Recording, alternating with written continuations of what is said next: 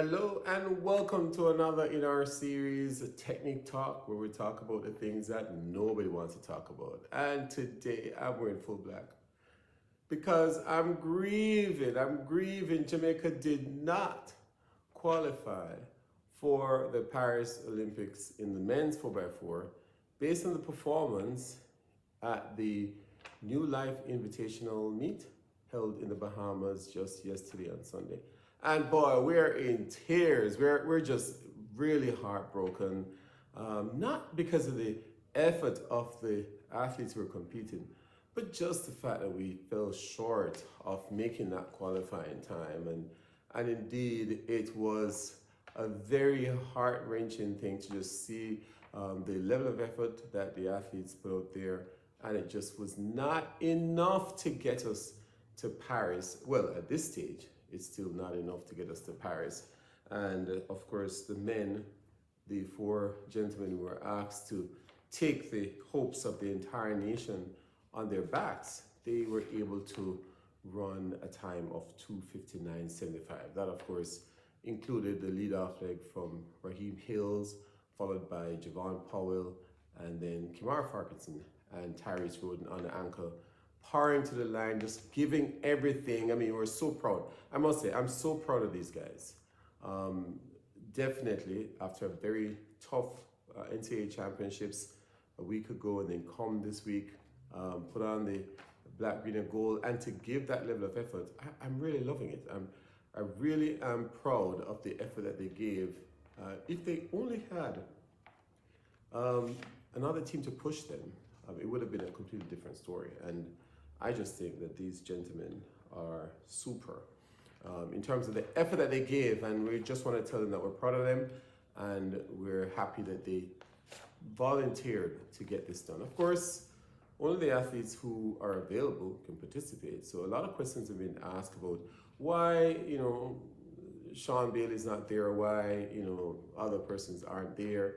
Of course, the J3 can only select athletes who are available. So of course, they sent out emails and made contact with the various coaches, and all of those athletes who were available were able to represent the team. And of course, they can't do anything about that. But of course, these gentlemen are indeed among the best that we have at this time. And in fact, the time was pretty decent. Pretty decent time if we look at it in the context of the other 4x4s that were contested even at the World Relays, and we'll talk about that, where that particular time would have placed. And indeed, it would have been a good showing for us and definitely qualify at World Relays. But the rules for qualification, as I mentioned in the last video, would have changed since January 1st, 2023, where the World Athletics brought in a new system for world ranking. And so they ushered in a new way of really qualifying individuals in performances and ultimately in relays. And what it actually is that you can only compete, or I should say you only compete, but only performances done in a world rank or a competition listed in the World Athletics global calendar would be valid. So you can only earn ranking points from events listed in the global calendar. And so member federations who host various competitions must therefore apply for the various meets to be added to the global calendar. Of course, there's a fee. So you apply for the event to be listed in the global calendar.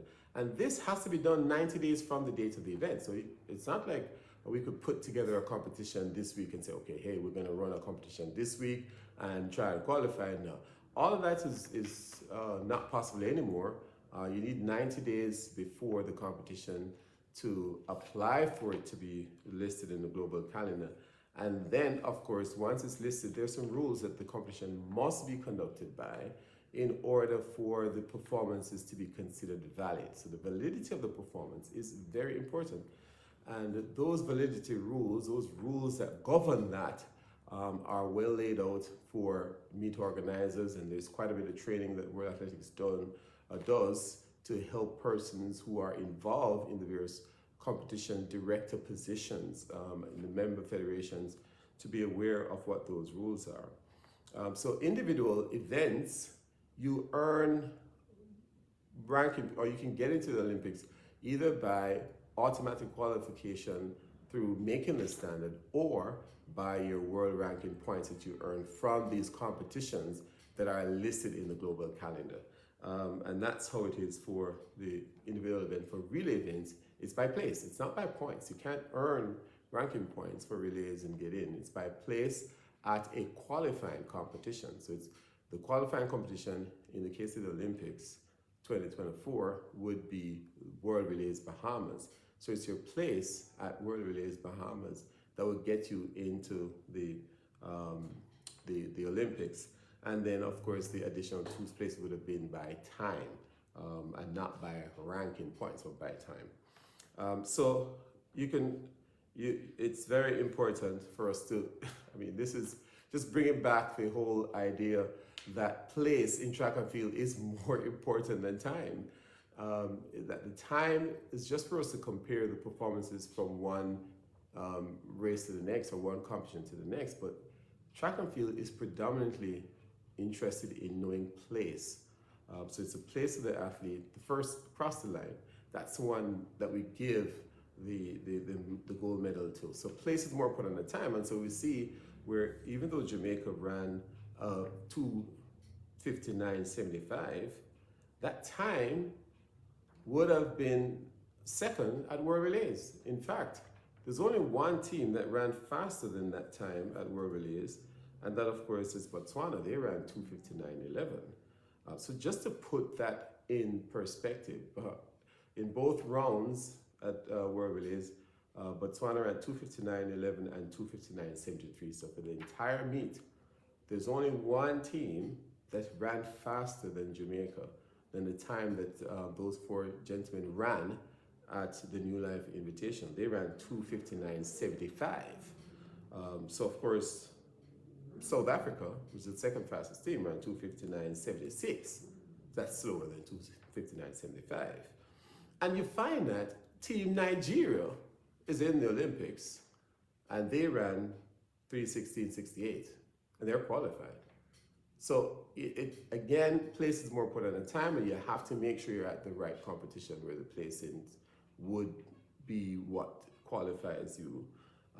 Of course, USA ran 2:59.95 in the Repechage Round at the World Relays, and they're in at the Olympics. And of course, they can find a team that's way better than 2:59.95, but qualifying for it is indeed important. The team in Budapest that has that time that competed, where our time is now right outside of the automatic qualifying, so it's top 16. We're just outside that. That team ran 2:59.34, and that's in the World Championships. Of course, that time is sitting on the bubble. So of course, this is not great news for us at all. We were hoping to qualify for the Olympics, but of course, it's not to be done. But in the other context of the rules, the competition must be staged under the rules. It actually says that at least 2 different countries must be in the race. All right, so you can't just put together 4 teams. You must have teams that are, I should say, they have the blessings of their association. So you can't have 4 guys come together and say, okay, we're going to represent Timbuktu. Timbuktu Association must actually sanction that team's participation in order for them to compete under the nation's banner. So, of course, those are factors that must be considered when you're looking at how you're going to structure the competition and whether it's going to be whether the performance is going to be valid. So we saw in the Bahamas, New Life, there were 2 teams, technically, in the competition, Jamaica and Barbados. Bahamas pulled out, not sure why, but some persons will say, well, the rules say 3 teams must be there. But we see the documentation says 2 in some cases. The current documentation is silent, so the previous documentation would have said two countries. As a matter of fact, it says at least 2 different international teams representing at least 2 countries must compete in the race. So, we can argue with the Bahamas pulling out. Maybe the Bahamas was looking at this particular documentation, I don't know. But traditionally, we believe that 3 should be entered. But of course, this is that was not the case. So you wonder whether, in fact, in the minds of the athletes going out there last night, knowing that 3 teams were not there, whether that would have affected the level of effort that they gave, even though it's not evident from how they competed. They looked like they were really running. But at least the management, I think the management and the coaches would have been concerned and would have been aware of this idea that 3 teams were not there. And that, in fact, even if the performance had been within the target time, the competition itself would not have been considered valid. But we can search some more on that. But as it stands, 2 teams could actually make it considered valid based on the last documentation that we have from the World Athletics. But what does this mean for Jamaica? Maybe is this the opening door for us to focus on the mixed relay? We don't know. Maybe this is the door that opens for us to give a best effort at the mixed relay. Yes, the mixed relay. We're not been giving it any real attention.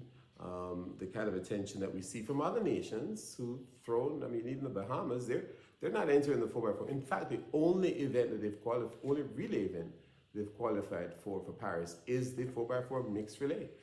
So, lots of countries, Dominican Republic, Netherlands, they put a lot of weight on the mixed relay. So is this the opportunity for the Jamaican team to focus on the mixed relay? The mixed relay is going to be on August 2nd, the Friday. The prelims are at 7:10 p.m. and then the finals actually are at 8:55 p.m. the following day. So just on the 24 hours later, the mixed relay finals are going to be staged. And then Sunday, the 4th at 7:05 p.m. would be the prelims of the men's 400. So you talk about at least 24 hours later, after the finals of the mixed relay, you have the prelims of the men's 400. And then they have a day rest because the following day, the 5th of August, is the repechage round for the 400. So those men who would have qualified for the semifinals from their prelim performance, it's the top 3 or the top 2, whatever the rules for qualification are, those persons would not run the second day. So they'll have that day to rest. And then the other athletes who would have qualified by losers. So, normally you have the top 2 plus the next fastest time, sometimes referred to as the next losers, would advance. The next fastest time qualification system has been removed for the Olympics. And so all those athletes will then run in this repechage round to then qualify by place. So it's all by place. So the repechage round would be on the 5th of August. That gives the top athletes in the 400 a day's rest. And then they come back for the semifinals. So it's the prelims, round 1, then repechage round, then semifinals, and then finals. And so the semifinals of the men's 400 would be the 6th of August on Independence Day, Jamaica's Independence Day. And so there is quite a bit of time in between in terms of the duties and responsibilities of the athletes who might be considering or might be eyeing a medal in the 400 to then look at the possibility of running in that mixed relay and give some real effort, considering that there is no 4x4 for men at the Paris Olympics as it stands right now. We don't know what other actions could be taken because, of course, the qualification period ends on Sunday, the 30th of June, which is the last day of the J3A Senior National and Junior Championships. Don't know what else could be done, but of course, there's no new competition that can be staged. It would have to be contested in the context of a competition that's already on the global calendar. So this is going to be a very interesting thing for the Jamaicans. Let's see what's going to happen. Of course, we're totally disappointed, but we are also very celebratory and really bigging up the guys who went out there and competed, and even the guys that helped to comprise the third team, Malik James King out of the blocks and Shavoy Reed on that second leg, to then give the try and give the main team, the Jamaica A team, the chance to be pushed and qualify for the Olympics. It's very difficult for us at this time, but we're happy, and we're happy for the effort and the eye test that they really passed. Just let us hear what you think. Share your own comments about the performance of the guys, and make sure you like and subscribe our channel and tune in for more as we talk about these very things and look at them from a technical standpoint and help you understand how these things work in the grand scheme of things. Thank you for tuning in. Look forward to seeing you next time on Technique Talk. Have a good day.